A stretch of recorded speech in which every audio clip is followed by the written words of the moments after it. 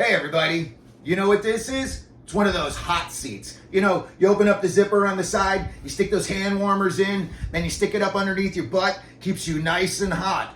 Well, unfortunately, for 10 NHL coaches, they're also sitting on a hot seat right now. So here at Clearing the Benches, we're going to go through the list right now. Let's start it off in Buffalo. You've got Don Granato. The Sabres are 9-10. I think they're second to last in their division. Not what they envisioned coming into the season. They had big playoff aspirations. You know, they thought after last year, they finished, I think it was just a point or two out of the playoffs. They really thought that this was going to be their year. Unfortunately, Devin Levi is not ready for the NHL yet, in my opinion. You know, he's got some flashes of NHL skill set, but then again, you look at him sometimes and he just looks completely overwhelmed back there. Again, they're playing without TNT. You know, the guy scored almost 50 goals last year. So, you know, pulling that out of your lineup is a huge hole to try to fill. You know, unfortunately, kids like Dylan Cousins, it's taken them a little bit longer this year. It almost seems like he took a step back this year compared to where he was last year. But again, I would say that Don Granato of the Buffalo Sabres, his seat's getting a little bit hot right now. Now, another one that a lot of people are going to disagree with me on, but I'm going to say Rod Brindamore's seat is probably getting a little warm right around now. Carolina is only 11-8. And if you look, goaltending, Antti Ranta, not cutting it yet. Frederik Andersen, you know, I think he's got 4 wins already, but at the same time, these are guys that have been around the block for a long time. And if their D falls apart, and, you know, nothing for nothing, but Brett Burns is going on 100 years old, and, you know, Slavin's back there, I know that he does an excellent job, but at some point, Carolina's going to have to start turning it on. They are giving up a huge amount of goals, which is very un-Carolina-esque. And, you know, only being 11-8 at this point of the season, I think a lot of people would have thought that they would be at least 3 or 4 games more in the win column than they are right now. So I would say Rod Brindamore, his seat might be getting a little bit lukewarm. Now, somebody that I just saw on the internet today, rumblings of the local fan base is not happy with, Mike Sullivan of the Pittsburgh Penguins. You know, he's been there about 8 years. He got him those cups right off the bat.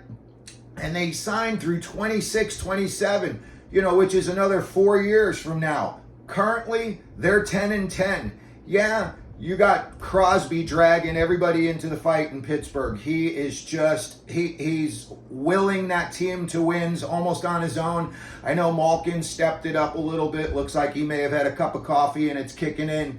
But as far as the rest of that team goes, you know, you got a lot of guys that they're smaller, they get banged up, and if they're not firing on all cylinders, you know, this could go south in a hurry. And again, I just heard, you know, this morning that the local fan base is not so thrilled with Mike Sullivan right now. So we're going to keep an eye on that one. But right now, I would say Mike Sullivan's seat could be starting to heat up. Now, there's a couple of guys that I want to just mention right off the bat that I think because of their team situations that they're going to be secure regardless. I'm talking about David Quinn up in San Jose. Listen, nothing for nothing, but you could put Scotty Bowman behind the bench up there and it's not going to make much of a difference. I also think, you know, up in Seattle, Dave Hackstall, they're going to give him a longer leash. You know, I think he's a Ron Francis guy. I think he's kind of the epitome of what that franchise is. And I think, you know, even though they're going through a little bit of a rough stretch right now, I think they're too early in their infancy as a franchise to make a change like that. So I think Hackstall, David Quinn is safe. And then the other guy that I think is safe for now, okay, is DJ Smith. Now, the reason I say that is because all of that stuff that happened in Ottawa is really been front office stuff that went on. You know, the GM screwed up that Dadonov trade. Now they have to lose a first rounder. The Shane Pinto thing is just, you know, bad news for them. You lose a young kid for 41 games and it's a gambling thing. which I also think, nothing for nothing, but the NHL shoves that gambling stuff down your throat every 2 seconds. Anytime a guy comes out for a shift, it's like his odds to win the Stanley Cup pop up on the screen.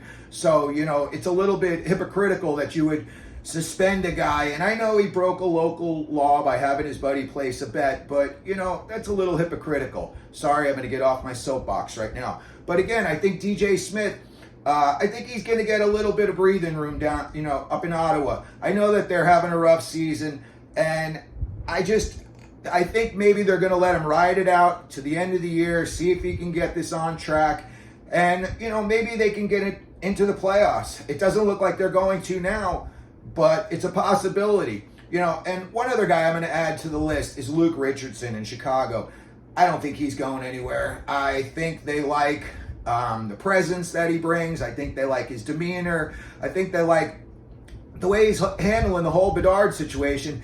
And, again, you got a room full of, I don't want to say hodgepodge, the island of misfit toys, but man, you got a lot of guys that came out from, 28 different franchises all showing up one day, and now you're supposed to, get them all to play together with unity. So, again, I would say David Quinn in San Jose, nothing you're going to do up there. I think, DJ Smith, I think Dave Hackstall, and again, I think Luke Richardson are all guys that are safe. A guy that I'm not so sure about, and I know they just bought him in, and again, he's dealing with a horrible situation, Pascal Vincent in Columbus. Look, the whole Babcock thing, in my opinion, I think either JD or, what's his name? Not Pekalainen, oh my goodness gracious, the Finnish guy who's running the show with JD up in Columbus. But anyway, I think one of those two guys might be out the door at the end of the season. The Johnny Gaudreau thing has not worked out. That Line A trade has just been a disaster. And in my opinion, no team in the NHL is touching him with a 10-foot pole unless you're giving him away and you're going to pay half his salary. He's just a malcontent, and I don't think, he's one of those guys, everything has to be perfect for him to feel like he needs to make the effort that he needs to make. So I would say Pascal Vincent, I think they're going to give him at least a year. A couple of guys that have been there for a little bit now, and, they've had some success, but things aren't going so well for them right now. Dean Evison up in Minnesota. They, in my opinion, are a bit of a mess. You got an older roster. You got young kids coming in, and, they're going through some growing pains. And the goaltending, Gustafsson is not what he was last year. So, in my opinion, Dean Evison, unfortunately, because, Minnesota, everybody in Minnesota, they probably think they're going to win the Stanley Cup every year. I'm sure they've got very high expectations and, nothing for nothing, but they've been middle of the pack for a while now. So Dean Evison could be in trouble. Lindy Ruff on the Devils. Now, I know that they just signed him, and I know people are going to say I'm an idiot for even bringing this up, but coaching is what gets you through injuries to your major players. And when the Devils do not have Jack Hughes and Heischer in their lineup, they are very, very average, very, very beatable. The other night, they lost to Columbus with Jack Hughes in the lineup. So I know that, everybody was saying fire Ruff after 2 games last year, and then the Devils went on that big, huge winning streak. Well, they're 9-9 right now. And in my opinion, I don't see them going on any extended winning streaks. And their defense, Dougie Hamilton, I think he's getting a little long in the tooth. I think he's always been more offensive-minded and really never paid much attention to defense. Well, this is a team that's going to win. They're going to get a lot of scoring out of their, superstars up front, but they're going to win on the back end. That's going to be, you're going to have to shut down teams in the East if you're going to go deep into the playoffs. And their goaltenders are not exactly, Shesterkin and Patrick Waugh. So I would think that they possibly are going to make a big deal coming up soon. I don't know if they're going to be looking to make a deal for a goalie or a defenseman, but right now they're 9-9, and I think they're a couple of games out of a playoff spot. And the way the rest of some of those teams are playing, especially, the Rangers at the top there, they're taking off. I think they're like 10 or 11 points ahead of the Devils already.